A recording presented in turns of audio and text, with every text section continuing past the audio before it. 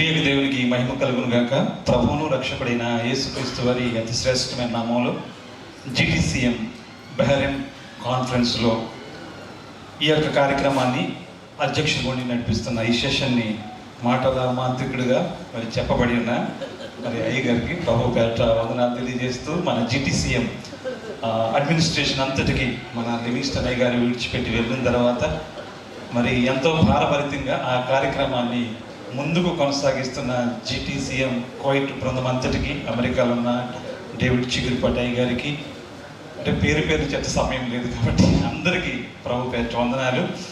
GTCMతో నా అనుబంధానికి వెళ్ళే ముందు దుబాయ్ ఫోకస్ గురించి మాట్లాడే ముందు ఒక్కసారి నా ఆత్మీయ తండ్రి నన్ను GTCMకి పరిచయం చేసిన పూడి జోసెఫ్ జయబాబు గారి గురించి ఒక మాట చెప్పిన తర్వాత నేను ముందుకు వెళ్తాను. మాది సకినేటిపల్లి ప్రాంతం.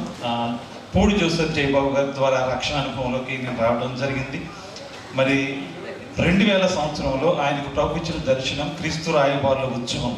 ఈ యొక్క భాగంగా మరి సకినేటిపల్లి ప్రాంతంలో సువార్త కార్యక్రమాన్ని ఏర్పాటు చేసినప్పుడు GTCM బృందం ప్రాముఖ్యంగా అయితే లివింగ్స్టన్ అయ్య గారు, జాన్ సోమయ్య గారు, మరి జయకుమార్ అంకులు ఉన్నారో లేదా నాకు గుర్తు రావట్లేదు. మరి జాన్ సోమయ్య అంకులు, లివింగ్స్టన్ గారిని నేను గుర్తుపెట్టుకున్నాను. అప్పటి నుంచి కూడా 2000 సంవత్సరం, ఆల్మోస్ట్ 26 సంవత్సరాల క్రితం వీళ్ళు వచ్చి మరి ఒక 200 మందిని సువార్త కొరకు ప్రత్యేకపరిచారు. జోసెఫ్ జయబాబు గారు, లివింగ్స్టన్ అయ్య గారికి ఉన్న సంబంధాన్ని బట్టి అప్పుడు దేవుడి కృపలో ఒక ఎవాంజలిస్ట్గా నేను ఆ యొక్క అభిషేకాన్ని పొందుకోవడానికి అయ్యగారి ద్వారా దేవుడు మహాకృపను అనుగ్రహించారు. మరి అదెంత గొప్ప భాగ్యంగా నేను ఎంచుకొని ఆ సువార్త పరిచర్యను నేను ప్రారంభించాను. మరి దేవుని సంకల్పంలో తర్వాత నేను దుబాయ్ ప్రాంతం రావడం జరిగింది.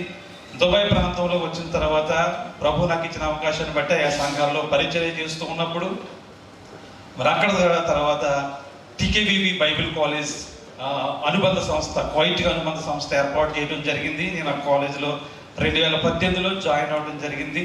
ఆ తర్వాత నుంచి మరి TKVV బైబిల్ కాలేజీలో కొనసాగుతూ కరోనా తర్వాత కొంచెం ఇబ్బందులు పడిన తర్వాత మళ్ళీ 2021-22 సంవత్సరాల్లో TKVV బైబిల్ కాలేజ్ దుబాయ్లో రన్ అవ్వడం జరిగింది. 2023 సంవత్సరానికి మేము కంప్లీట్ చేయడం జరిగింది. 4 సంవత్సరాల కోర్సు, మన 10 పుస్తకాలు కంప్లీట్ చేయడం జరిగింది. అప్పటి నుంచి మరి లివింగ్స్టన్ అయ్య గారిని దుబాయ్ తీసుకురావాలి, ఈ గ్రాడ్యుయేషన్ సెరమనీ చేయాలని అక్కడ ఇన్ఛార్జ్ ఉన్నటువంటి పాలపతి సురేష్ బాబు గారు, డాక్టర్ పాలపతి సురేష్ బాబు గారు, నేను కొంతమంది సేవకులు కలిసి ప్రయత్నాలు చేసాం. చాలాసార్లు మిస్ అయ్యారు. ఒకసారి కార్యక్రమం అంతా సిద్ధపడిన తర్వాత అంకుల్ గారికి ఇండియాలో చిన్న యాక్సిడెంట్ అవ్వడం వల్ల దుబాయ్ రాలేకపోయారు. అటువంటి పరిస్థితుల్లో మేము చాలా బాధగా ఉన్నాము. రోజులు గడుస్తున్నాయి, అయ్యగారు దుబాయ్ వస్తారా రాలేరా? ఎందుకంటే 94 సంవత్సరాలు అడుగు వేసి అడుగు తీయాలంటే వీల్ చైరు మొత్తం ఎత్తే పరిస్థితి. నేను చాలా దుఃఖపడ్డాను అనమాట. ఒకవేళ ఇక మళ్ళీ ఒక అవకాశం దొరకదని. బట్ దేవుని మహాకృప, అయ్యగారు మార్చి నెల 2వ తారీఖున దుబాయ్ రావడం జరిగింది. మరి జయకుమార్ అంకులు, అదేవిధంగా పాస్టర్ సునీల్ కుమార్ గారు మరి దుబాయ్ నుంచి దుబాయ్కి రావడం జరిగింది. మేము గ్రాడ్యుయేషన్ సెరమనీ ఏర్పాటు చేసాం.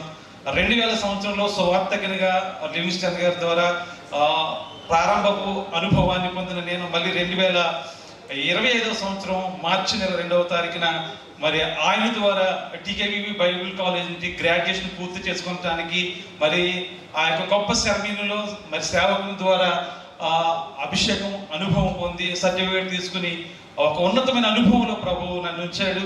మరి దేవుని మహాకృపేది. ఇప్పుడు దుబాయ్లో నేను CSA తెలుగు సంఘానికి చెబితే కొంచెం వింతగా ఉంటుంది కానీ కాపురిగా ఉంటున్నాను. ఎందుకంటే CSA తెలుగు సంఘం అనగానే మనందరికీ తెలిసిన విషయం, ఇక్కడ కూడా సేవకులు ఉన్నారు.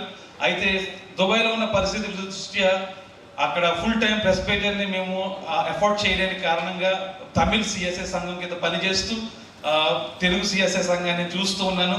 అయితే మరి అత్యంత సమీపంలో మరి డోనగిరి నుంచి కానీ మెదక్ నుంచి కానీ మరి CSI నుంచి ప్రెస్బిటరీ రాబోతూ ఉన్నారు. కాబట్టి ఆ పరిచర్యలో నేను ముందు కొనసాగిపోతున్నాను.